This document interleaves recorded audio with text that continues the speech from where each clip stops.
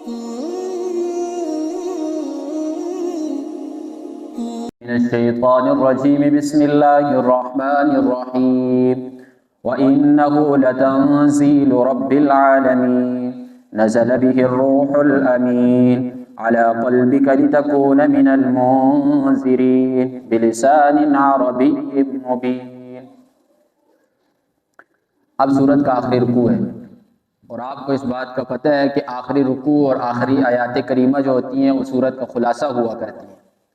پیچھے تمام انبیاء کرام کے واقعات کا تذکرہ کیا، ان کے واقعات بیان کرنے کا مقصد یہ تھا کہ رسول اللہ صلی اللہ علیہ وسلم کو تسلی ہو جائے۔ تسلی کس بات کی؟ کہ یہ جو مشرکین آپ کو تکالیف دے رہے ہیں، آپ کو جھٹلا رہے ہیں، تو یہ کوئی نئی بات نہیں، آپ سے پہلے بھی انبیاء کو جھٹلاتے رہے، ایک نبی کا نہیں 6-7 انبیاء کرام کا واقعہ بیان کر کے بتا دیا کہ پہلے بھی انبیاء کے ساتھ یہ معاملہ ہوتا رہا۔ اب موضوع سخن اسی طرف پر آ رہا ہے آخر میں کہ دیکھیں جو چیز آپ کو ملی ہے وہ نایاب چیز ہے، جو آپ کو قرآن ہم نے دیا ہے انوکھی نعمت ہے آپ کے اوپر، آپ نے کیا کرنا ہے؟ اس نعمت کی قدر کرنی ہے۔ آپ اپنے قرآن کی طرف توجہ دیں اور اپنی تبلیغ کی طرف دیں، آپ بوقت تبلیغ کرتے رہیں، ان کو آگے مانتے ہیں نہیں مانتے اس چیز کو چھوڑیں، آپ اپنے قرآن کے اوپر چلتے رہیں۔ اور یہ قرآن کوئی معمولی چیز نہیں، قرآن کا تعارف ہے بھی، وَإِنَّهُ لَتَنزِيلُ، بے شک اور یہ قرآن جو ہے لتنزیل، یہ نازل شدہ ہے یعنی اتارا گیا ہے رب العالمین، رب العالمین کی طرف سے، یعنی اسے تمام جہانوں کے پالنے والے نے اتارا ہے، جو سب کو بنانے والا ہے، سب کو پیدا کرنے والا ہے۔ بتا دیا کہ یہ کسی انسان کا کلام نہیں، یہ آسمانوں سے آیا ہے اور یہ رب نے اتارا ہے۔ اچھا، یہ قرآن کی خصوصیت ہے، اسے ذہنوں میں بٹھا لیں۔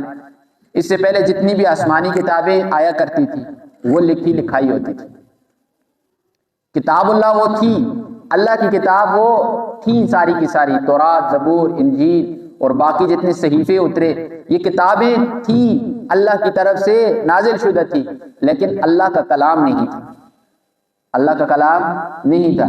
واحد یہ قرآن ایک ایسی کتاب ہے جو کلام اللہ ہے، یہ اللہ کا کلام ہے، اللہ کی باتیں ہیں، یہ اللہ نے خود کہی ہیں، پہلے جو تھی وہ اللہ ہی کی طرف سے تھی، اللہ ہی نے بھیجی تھی، لیکن فرشتوں کی طرف سے لکھی ہوئی تھی یا پیغام فرشتہ لے کر آتا تھا، کئی صورتیں تھیں، لیکن واحد قرآن کی خصوصیت ہے کہ قرآن کلام اللہ ہے جو اللہ نے خود کہا ہے۔ یہ کلام کہا جاتا ہے بات کو۔ اب جو میں آپ سے بات کر رہا ہوں یہ کیا ہے؟ میں آپ سے کلام کر رہا ہوں، گویا کہ اللہ نے یہ باتیں لوگوں کو خود کہی ہیں، اور اس لیے قرآن کو کلام اللہ کہا جاتا ہے، اور کتابوں کو کلام اللہ نہیں کہا جاتا، کتاب اللہ کہا جاتا ہے۔ وَإِنَّهُ لَتَنزِيلُ رَبِّ الْعَالَمِينَ نَزَلَ بِهِ الرُّوحُ، اتارا ہے اس قرآن کو بِهِ الرُّوحُ، جبرائیل امین کے ساتھ، الامین جو امانت دار ہے۔ اب روح جبرائیل امین کو کیوں کہا جاتا ہے؟ یاد رکھیں کوئی بھی چیز ہے تو اس کی اصل کیا ہے؟ روح ہے۔ انسان ہے نا، آج اگر جسم سے روح نکل جائے، اس جسم کو کوئی انسان کہے گا؟ نہیں کہے گا۔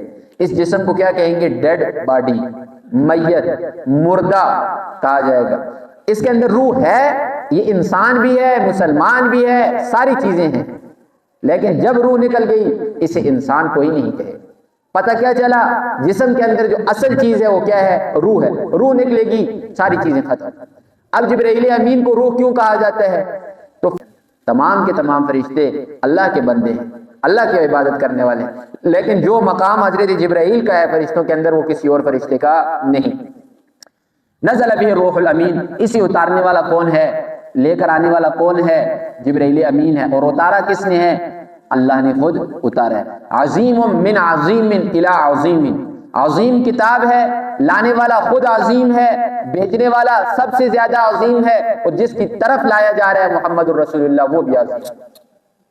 یہ بات ہے قرآن، یہ سب سے بڑی فضیلت 4 لفظوں میں کہ عظیم رب کی طرف سے، لانے والا عظیم، خود جو چیز ہے قرآن وہ بھی عظیم، اور جس پیغمبر پہ لائی جا رہی ہے وہ بھی عظیم، چنی ہوئی چیزیں، اور پھر آگے اور چیزیں ساتھ جوڑتے جائیں، جس رات کے اندر اتری وہ رات بھی عظیم، جس مہینے میں اتری وہ بھی عظیم، آگے ساری چیزیں خود بخود لگا لیں، قرآن کی فضیلت سمجھنے کے لیے یہ چیز کافی ہے۔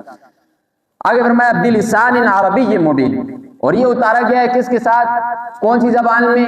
بلسان عربی، یہ عربی زبان کے اندر، اور عربی زبان بھی کوئی چھپی ہوئی نہیں، واضح اور کھلم کھلی، جو مشہور زبان تھی اس زمانے کے اندر، اسی زبان کے اندر اس قرآن کو اتارا گیا۔ وجہ کیا بنی اتارنے کی؟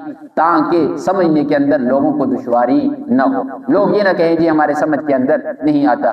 اور یہ قرآن کا معجزہ ہے کہ دیکھیے آج ہم کیا ہیں، ہم عجمی ہیں، اور عجم کہا جاتا ہے گنگے کو۔ عربیوں کے سامنے ہم کیا ہیں، گنگے ہیں، لیکن قرآن آج ہمارے بچے کو سمجھ میں آتا ہے کہ نہیں آتا؟ آپ 7 سال کے بچے کو جا کر بٹھائیں، وہ حفظ بھی کرے گا، اس کے بعد قرآن کو سمجھے گا۔ یہ قرآن کا معجزہ نہیں، اور میں واضح اور کھلا کھلا قرآن ہے، اس کے اندر چھپی ہوئی کوئی چیز نہیں۔ وَإِنَّهُ لَفِي زُبُرِ الْأَوَّلِينَ، اور فرمایا یہ جو قرآن ہے لفی زبر الاولین، اس قرآن کا پہلی کتابوں کے اندر بھی تذکرہ تمہیں ملے گا۔ پہلی کتابوں میں تذکرہ کیسے ملے گا؟ 2 صورتیں، ایک یہ جو قرآن کے مضامین ہیں، توحید، رسالت، قیامت، کافروں کے حالات، مسلمانوں کے حالات، یہ جو چیزیں ہیں یہ پہلی کتابوں کے اندر بھی تھی۔ نتیجہ کیا نکلا؟ جو مضامین پہلی کتابوں میں تھے وہی مضامین اس کتاب کے اندر بھی ہے۔ گویا یہ قرآن باقی کتابوں کا تتمہ ہے، باقی کتابوں کو مکمل کرنے والی یہ کتاب ہے۔ دوسرا یہ کہیں کہ تمام آسمانی کتابوں کے اندر جو کچھ تھا وہ قرآن کے اندر آ گیا، قرآن خلاصہ بن گیا تمام کی تمام کتابوں کا۔ دوسری چیز یہ ہے، پہلی کتابوں کے اندر یہ چیز موجود تھی کہ آخر کے اندر پیغمبر آئے گا جس کا نام محمد ہوگا، بعض کتابوں میں احمد نام آیا، وہ ہوگا، اور اس کے اوپر ایک کتاب اترے گی جو بالکل ایک نمایاں کتاب ہوگی، ایسی کتاب ہوگی جو پوری دنیا کو خاموش کرا دے گی۔ یہ تذکرہ پہلی کتابوں کے اندر موجود تھا، جیسے قرآن کے اندر ہے کہ حضرت عیسیٰ علیہ السلام نے اپنی قوم سے، حضرت عیسیٰ علیہ السلام نبی علیہ السلام سے تقریباً 500 سے 600 سال کے درمیان کے عرصے سے پہلے آئے تھے۔ انہوں نے کیا فرمایا؟ رسول مبشرا برسول یأتی من بعد اسمہ احمد، کہ ایک رسول آئے گا جس کا نام احمد ہوگا۔ پہلے خوشخبری دے دی 600 سال پہلے، تو وہ پہلی کتابوں میں موجود تھی، تب دی انہوں نے۔ فرمایا پہلی کتابوں کے اندر قرآن کا تذکرہ موجود ہے، کوئی نئی چیز تمہارے پاس نہیں آئی، لہذا قرآن کے اوپر ایمان لے آؤ۔ اولم یکن لہم آیتن، کیا ان لوگوں کے لیے یہ کافی نہیں نشانی کہ ان یعلمہ، کہ اس قرآن کو جانتے ہیں، علم رکھتے ہیں اس قرآن کا علماء بنی اسرائیل، بنی اسرائیل کے علماء۔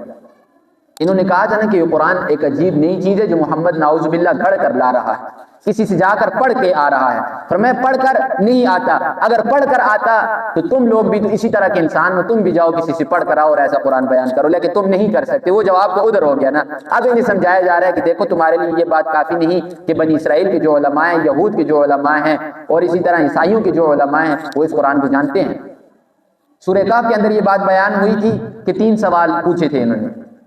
یہ مشرکین کا ایک ٹولہ گیا تھا یہودیوں کے پاس، جا کے پوچھا تھا کہ محمد حق پر ہے کہ نہیں۔ انہوں نے 3 سوال بتائے تھے، وہ 3 سوال محمد رسول اللہ کے پاس آئے، انہوں نے جواب دیا تھا۔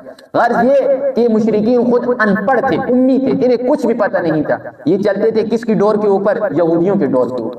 فرمایا جن کی ڈور کے اوپر، یہودیوں کے اوپر تم چلتے ہو، جاؤ نہ ان یہودیوں سے پتہ کرو نا قرآن کو جانتے ہیں کہ نہیں جانتے۔ تو یہودیوں کی تو بچے بچے کو قرآن کا پتہ تھا، محمد رسول اللہ کو ایسے جانتے تھے۔ فرمایا کما یعرفون ابناءہم، جیسے اپنے بیٹوں کو جانتے ہیں ایسے محمد رسول اللہ کو جانتے ہیں کہ یہ حق پیغمبر ہے۔ مانتے نہیں، وہ ایک علیحدہ چیز ہے۔ قرآن کو بھی وہ جانتے تھے۔ عبداللہ ابن سلام رضی اللہ تعالیٰ عنہ بعد کے اندر وہ کیا ہوئے؟ مسلمان ہوئے، اسلام لایا۔ وہ بھی فرماتے تھے کہ ہمیں تو قرآن کے بارے میں سچائی کی اسی وقت ساری چیزیں یاد تھی، ایمان نہیں لاتے تھے، وہ کوئی اور غرض تھی۔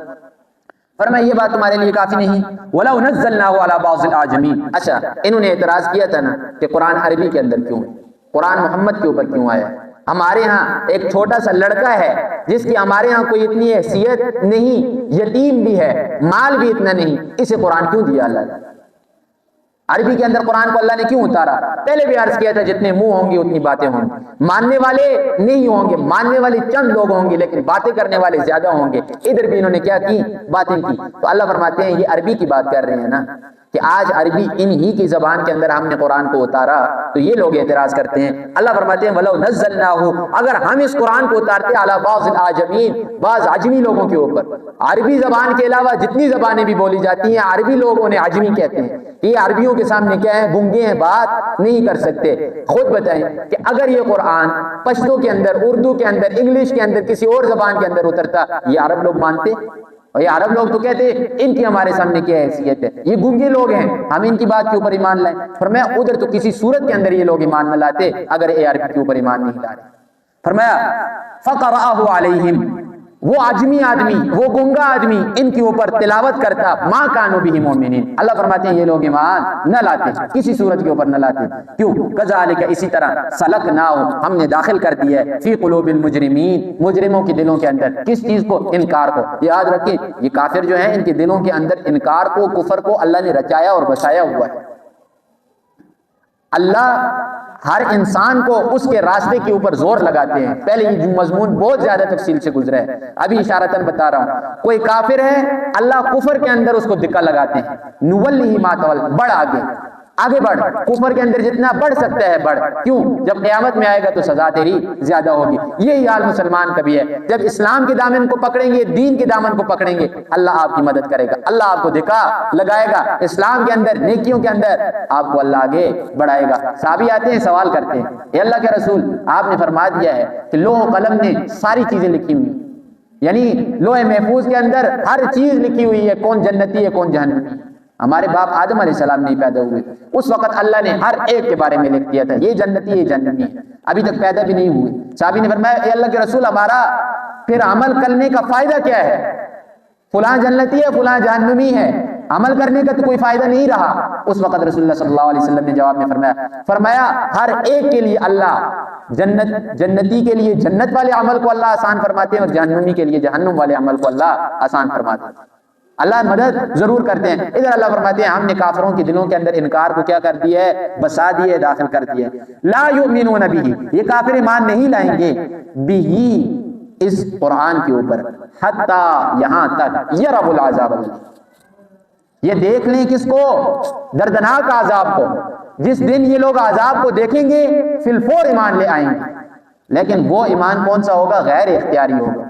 وہ ایمان اختیاری نہیں ہوگا، وہ غرغرے کا ایمان ہوگا، اور غرغرے کا ایمان اللہ کو قبول نہیں. موت کا فرشتہ دیکھ لیا، موت آپ نے دیکھ لی، اس کے بعد 1000 مرتبہ کلمہ پڑھے، 1,00,000 مرتبہ معافی مانگی. وہ معافی مانگنا، وہ ایمان لانا اللہ کے ہاں قابل قبول نہیں. عذاب کو دیکھ لی ہے اس وقت تو فرعون بھی کلمہ پڑھ رہا ہے. عذاب کو دیکھتے وقت اب 1,00,000 مرتبہ کوئی انسان کہے میں سانپ سے نہیں ڈرتا، سانپ سے نہیں ڈرتا، لیکن جب سانپ آ کر گردن کے اندر لپٹ جائے تو کیسے تھرتھراتا ہے انسان؟ ڈرتا ہے پھر کہ نہیں ڈرتا؟ لیکن وہ اس کا فائدہ اسے تھرتھرانا کوئی نہیں دیتا. یہی حال ایمان کا بھی ہے. ایمان اگر زندگی کے اندر، حالت تندرستی کے اندر یا بیماری کے اندر موت کا فرشتہ دیکھنے سے پہلے ایمان لے آئے تو ایمان قابل قبول ہے. عذاب کو دیکھنے کے بعد ایمان قبول نہیں کیا جائے. فیاتیہم، اور یہ عذاب یہ بھی نہیں کہ آپ کو 100 سال پہلے بتا دیا جائے گا جی ہاں 100 سال بعد ایمان آئے گا، عذاب آئے گا. نہیں، فیاتیہم بغتۃ، اچانک عذاب آ جائے گا. وہم لا یشعرون، انسان کو پتہ بھی نہیں ہوگا کہ عذاب آنا ہے. قیامت کی نشانیاں بیان نہیں کہ قیامت کس صورت میں آئیں گی. رسول اللہ صلی اللہ علیہ وسلم نے فرمایا اتنی اچانک آئے گی کہ کپڑا کاٹے گا ایک شخص، کاٹ کر دوسرے کے ہاتھ میں دے گا، پیسے لے ہی رہا ہوگا کہ قیامت آ جائے گی. اونٹنی سے دودھ نکالنے والا دودھ نکال رہا ہوگا، ابھی دودھ نکال کر اٹھے گا نہیں کہ قیامت آ جائے گی. اتنی جلدی کسی انسان کو بتا کر قیامت نہیں آئے گی. اور وہ قیامت تو آئے گی نا، آنکھ بند کرنے والی قیامت کے بارے میں بھی کسی کو پتا نہیں کہ کس وقت یہ قیامت آئے گی. آنکھ بند ہوگی فی الفور قیامت آ جائے گی.